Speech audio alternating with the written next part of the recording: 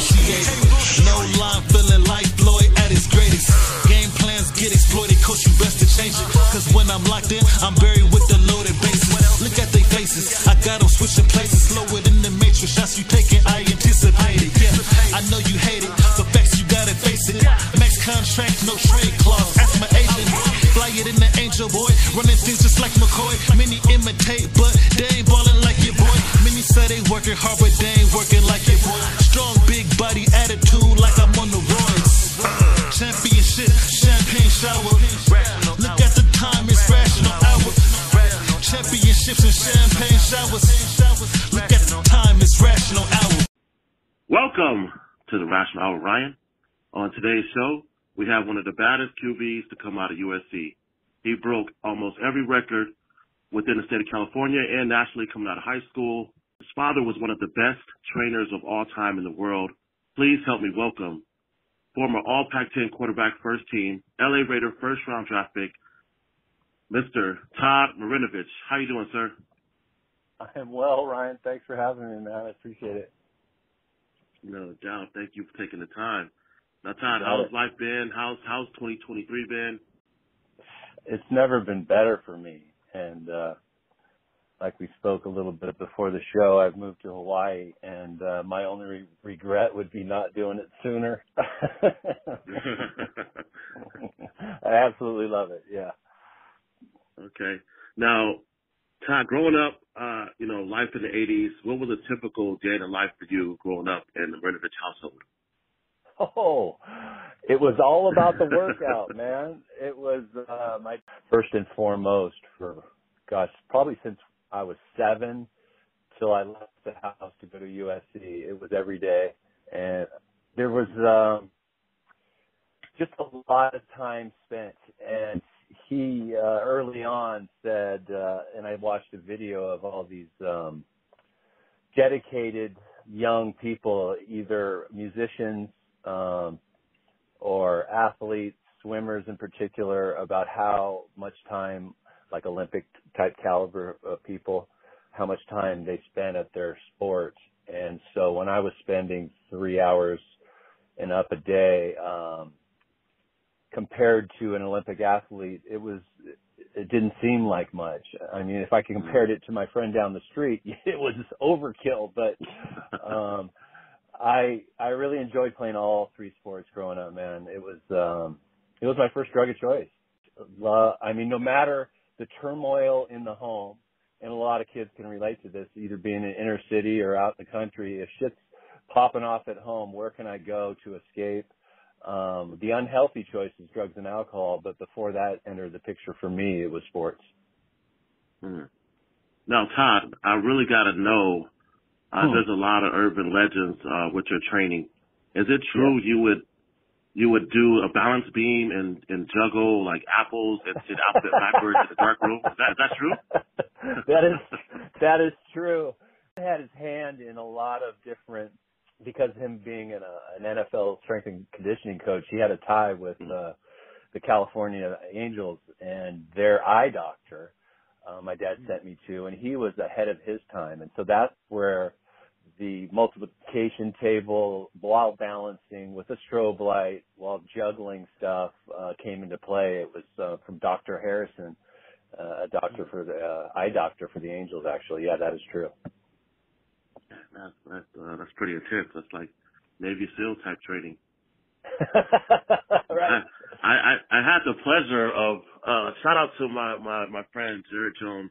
He was wide receiver out of Canyon High School in the Anaheim Hills, and he took me up to your dad's training one weekend, and man, I'll never forget it because he was so like stern.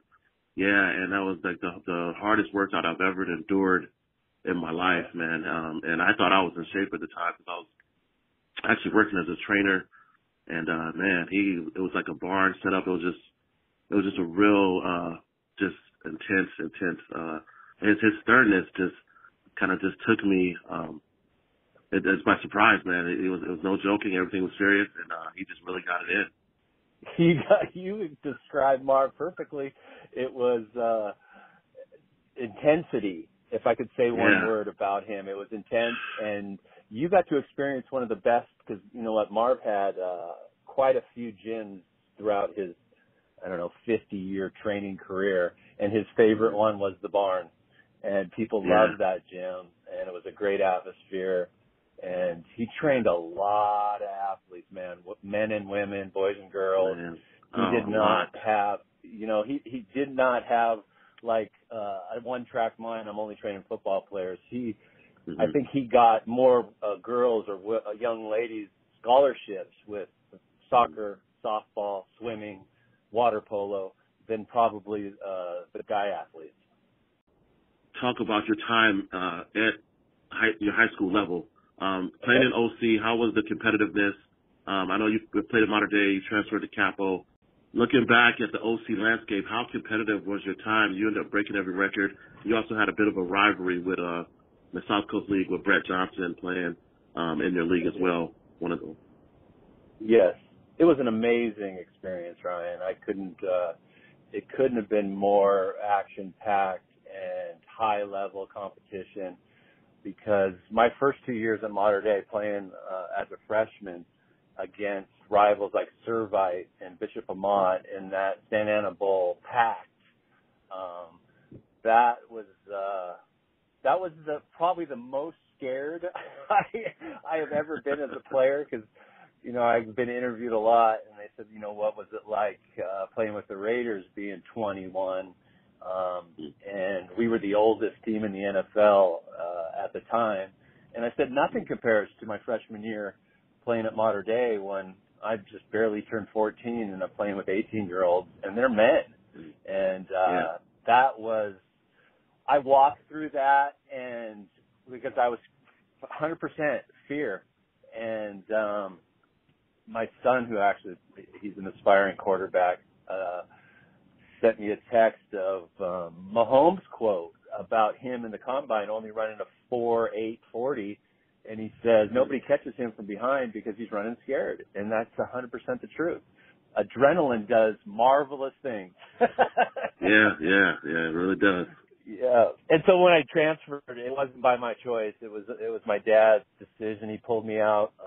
Thought that if I stayed there, I might not ever make it to college because of the coaching scheme and protecting the quarterback. I was taking a lot of shots. He may be right, but I wanted to stay at Mater Dei, and we moved to Capistrano Valley, and probably the best coach I've ever had, Dick Enright, was down there, and he was a lineman himself, an offensive lineman. He coached Dan Fouts at Oregon, and he taught me the offensive scheme and how to protect yourself, and it was an awesome experience. And then the whole rivalry with El Toro was super fun. I looking back on it, my 4 years playing football in high school it couldn't have been a better memory now today. Coming out of high school, I know you had family. Your uncle was a big time, athlete. Your father. Your recruiting process. Did you take a lot of recruiting trips? Any crazy blue chip recruiting stories you can give audience?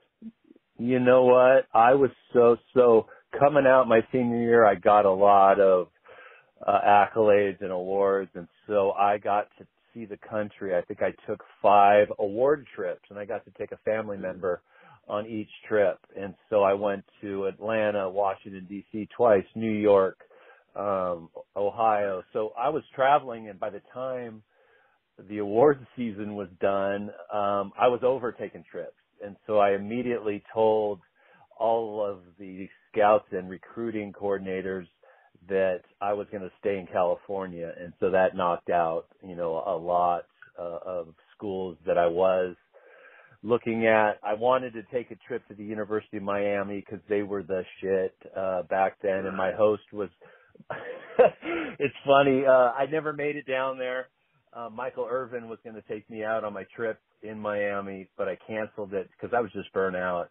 And I took 2 trips to the University of Stanford because they started recruiting me my freshman year at Mater Dei, and they just put in so much time. I felt obligated to take a trip up there, and I almost signed Jack Elway. John Elway's dad was the head coach, and before I left campus, he says, On a scale of 1 to 5, 5 signing with us, where you at, Todd? And I said, I'm a 4. I just got to take a trip because the family, because of my USC ties, I got to take a trip to USC, and then the rest is history. Yeah. Now, you redshirted your first year at SC. Was that your choice, or was that something that you knew going in? No, it wasn't my choice, but it would have been my choice. I was not in a hurry, and it was really the most growing experience as a young quarterback I could have had, because what they did for me, they never traveled any redshirt guys, but they made an exception, and I traveled on all the road games so I could see exactly what it was like, and I got to watch an amazing quarterback, Rodney Peete, one of my favorite USC quarterbacks of all time, and I got to see him up close and personal, how he handled the teammates, the coaches, the media. He was a master. And then on the field, man, he could do it all.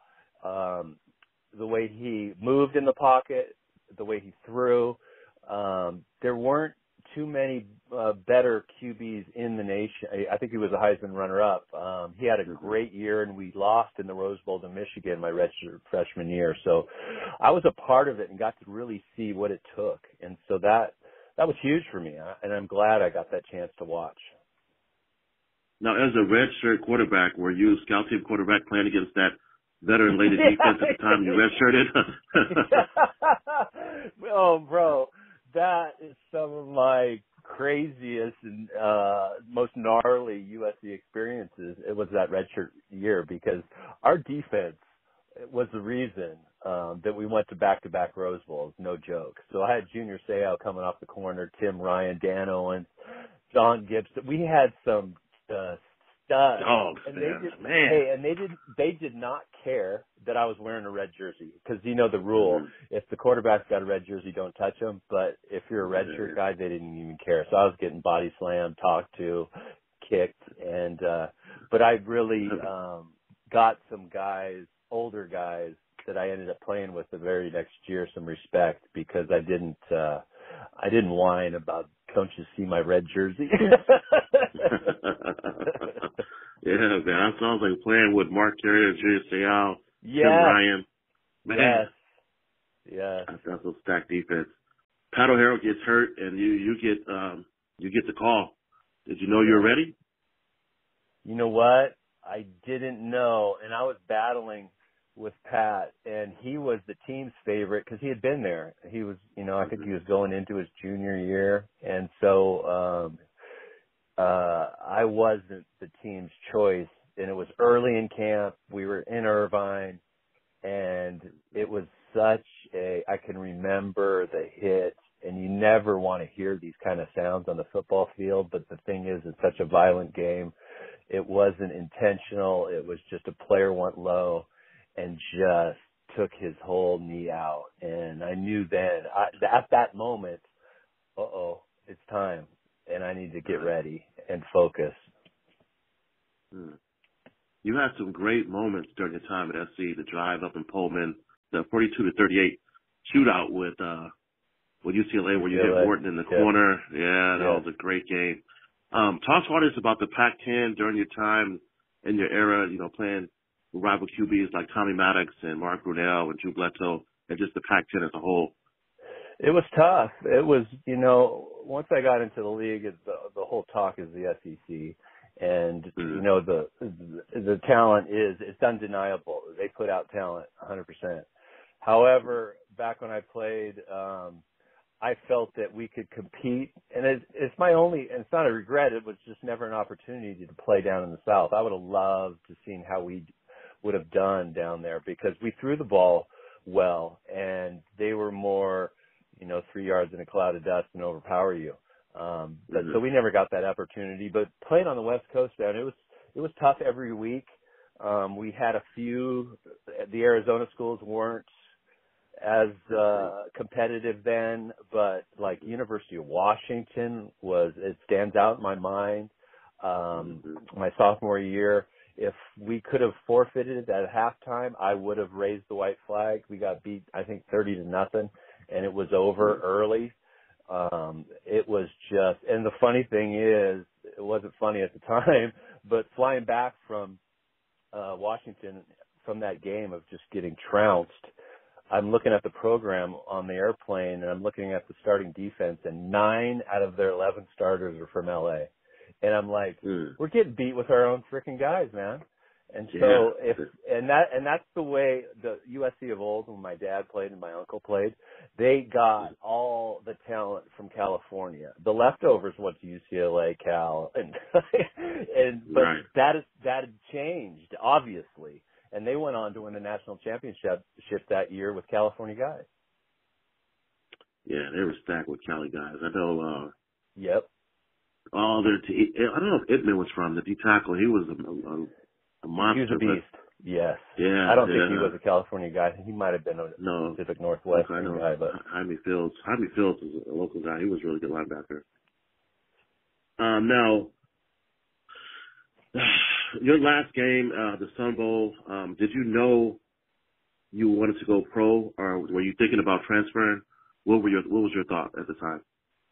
Well, you know what? There was no thought of transfer. I couldn't imagine myself leaving USC for another university. That wasn't an option.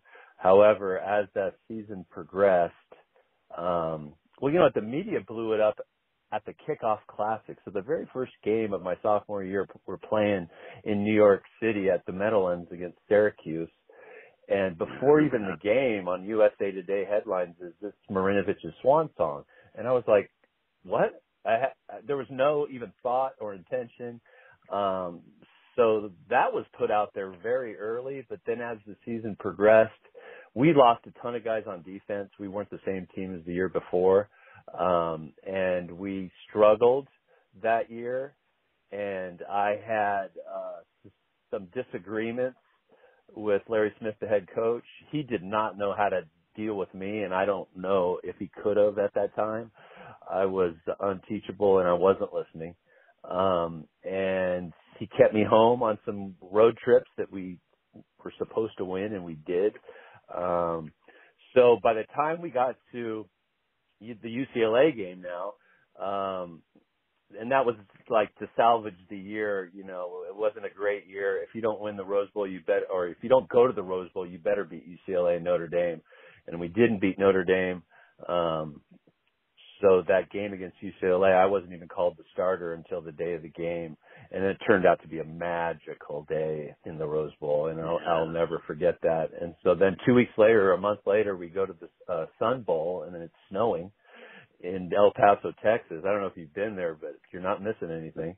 And we play against Michigan State, and they're no joke. I mean, defensively, they came to frickin' play, and it was a defensive battle the whole game. It was like 6-10, and that's when I had the blow up that ESPN caught.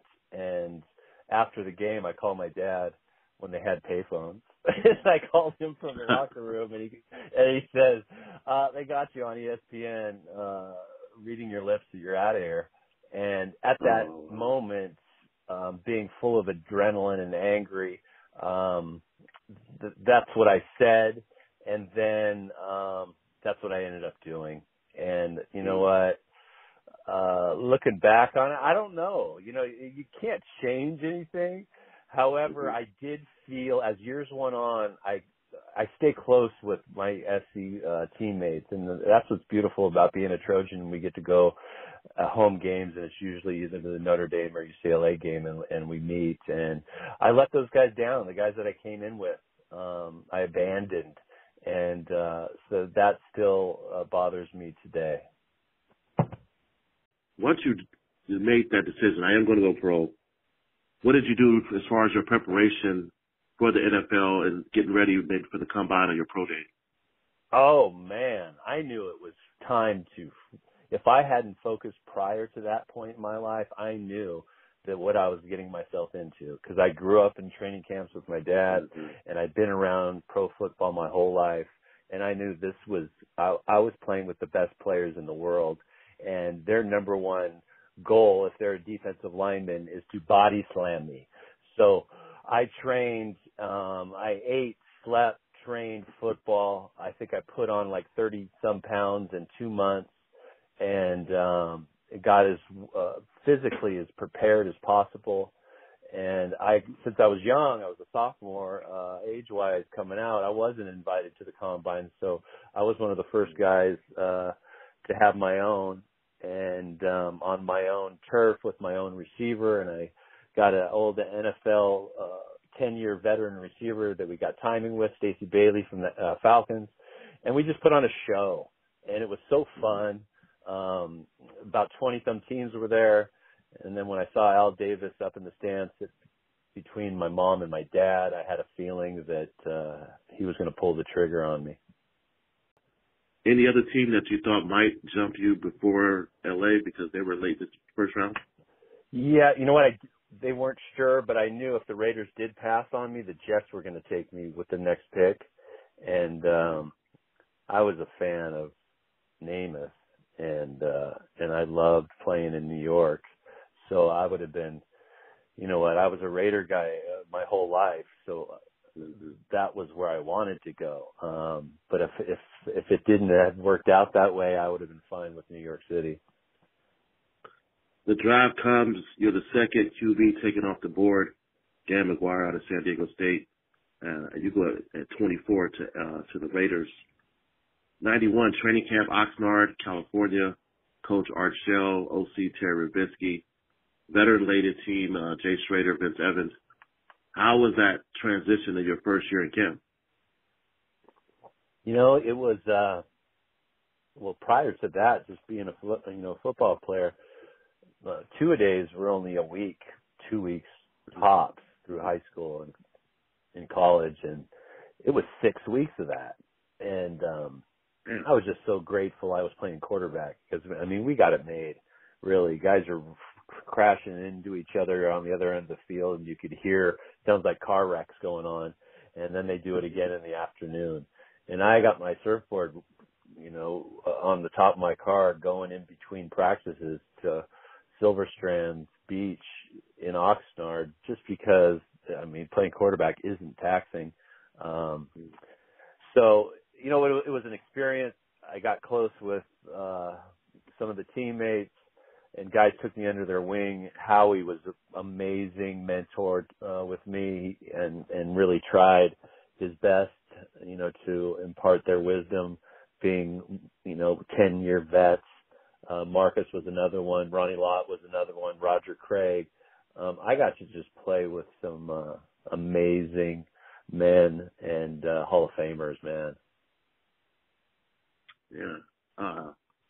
Just a good atmosphere with that Raider team, 91. And December 91, December 22nd, you debut against Kansas City Raiders. You throw your first TD to Tim Brown. The week before, the Raiders got shut out on Monday Night Football. You remember that against New Orleans? Yeah. That was a great game, man. That you started out end of the season. What were you thinking after they made the call to bench Jay and bring you in under center? I was so stoked. I'd been, you know, being the scout team quarterback all year and really just was having fun. And that's why, you know, Ronnie played a huge part in that, helping me with telling me things like you're tipping it off by where you're looking. I mean, talk about probably the best safety to ever play the game. I get to practice against every day.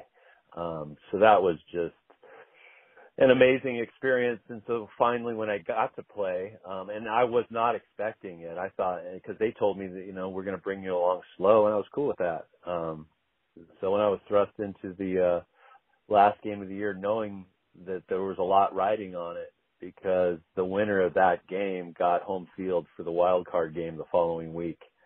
And Kansas City with Derek Thomas was no freaking joke. And they were like two different teams when we had them at home on grass compared to playing at Arrowhead on turf.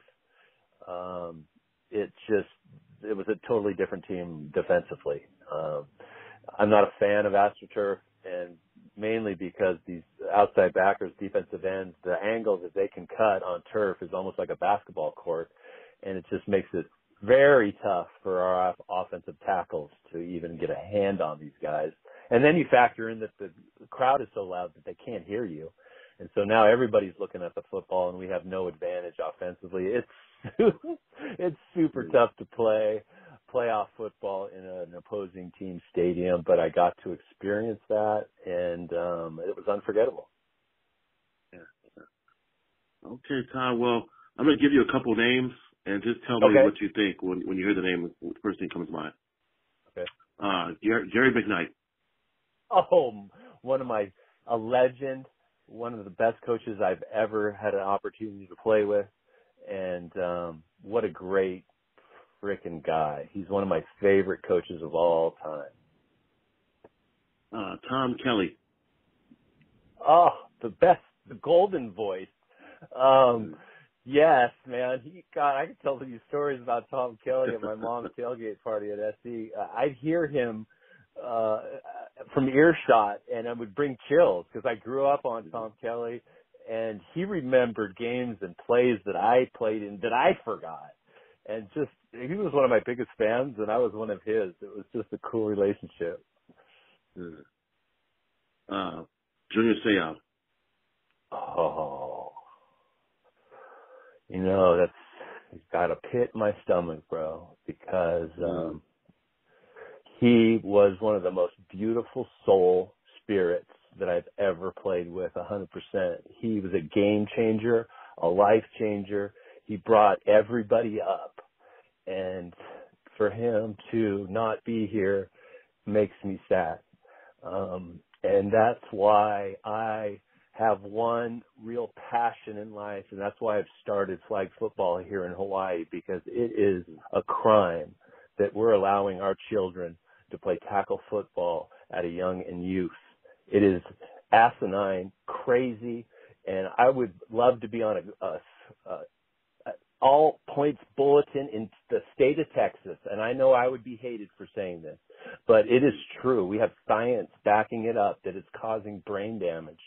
And I say prayers. Yeah, I say prayers because if there's one thing I want to do, and that's protect our kids, man. Yeah, absolutely. That's what our job is as parents. Yes. Now, this former guest on our show, Terry Rubisky, man, is a true character. What do you think of Terry? Terry was so fun to be around at a time where there was so much pressure on me. He alleviated a lot of that just with his humor and just the way he carried himself. He was super fun to play with or play for. Yeah, just a real cool guy, man. Yes, 100%. Okay, Todd. I'm going to do a little Mount Rushmore to finish things out. If you could just give our audience in Todd's world, who are the top 5 quarterbacks of all time in your world? Wow. I'm going with Namath, the Snake, Marino, Montana, and the last one, I'm going to give you a current guy, Josh Allen. Whoa, nice. Okay. Now, what about if we were to say, give in Todd's world your top 5 QBs of all time at USC? Well, the guy that I talked about, Rodney Peete, is definitely on the list. And I got to give my blood uncle, Craig Fertig, on that list. Pat Hayden was just magical with John McKay Jr. And you got to be old to remember this, so but it doesn't make any difference. They were, the timing that they had from Bishop Amat, and it was my uncle, my dad's brother Gary, coached them at Amat, and it was actually, I broke Hayden's record in high school, and they set the tone, man, at SC. They were really the first guys to air it out, because when I got there, it was considered tailback U. So, who else do we have? So we got the guy now who's phenomenal. Oh, the Heisman. William. Shit. Yeah, William's phenomenal. I took my son to see him, and we saw him, as my dad would say, in his underwear, just street clothes. And when he got off the bus, I realized why he was so slippery and hard to tackle, because his lower body, he looked like a running back. He's stronger than he looked, on TV, but when you see him in person, he's breaking tackles and can make every throw. So super fun to watch. And then you got to mention the Heisman Trophy winners, Leinart and why am I drawing a blank on Carson Palmer? So yeah, there's it's changed from running back, tailback you to, and I love what's going on over there now, man. How could you not? They're winning again. Yeah, Lincoln Riley's doing his thing. Yes, I'm a fan. Okay, Todd, last question. If you could sit and have dinner with two people, dead or alive, who would they be? 100%. The Carpenter and Abe Lincoln. Abe Lincoln, nice. Okay, man. Thank you, Todd, just for taking the time to come on to the Rational Hour and bless our audience with your insight and your opinion on things, man. Just about your life and career, just being an open book, man. Appreciate it. Thanks for having me. I really enjoyed it, Ryan. And we have a connection, the OC connection, and I felt like I was at home. So thanks for having me. Yeah, definitely, man. Well, we definitely got to do it again. We'll be in touch. I just want to say thanking you for your time, this time, until next time. Mr. Todd Marinovich, ladies and gentlemen. Awesome. Thank you, and aloha.